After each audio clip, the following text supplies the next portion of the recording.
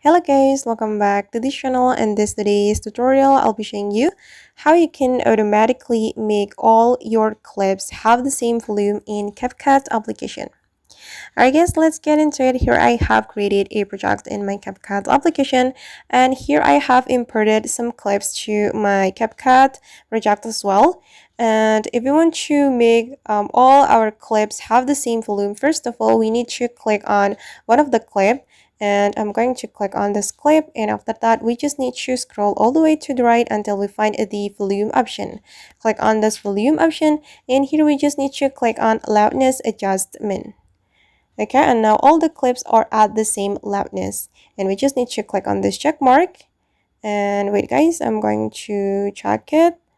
I'm going to click on volume to check the volume on each clips. Alright, and I guess that's how we can make all our clips have the same volume in CapCut. I hope this tutorial will be useful for you. Thank you so much for watching, and I'll see you in the next video.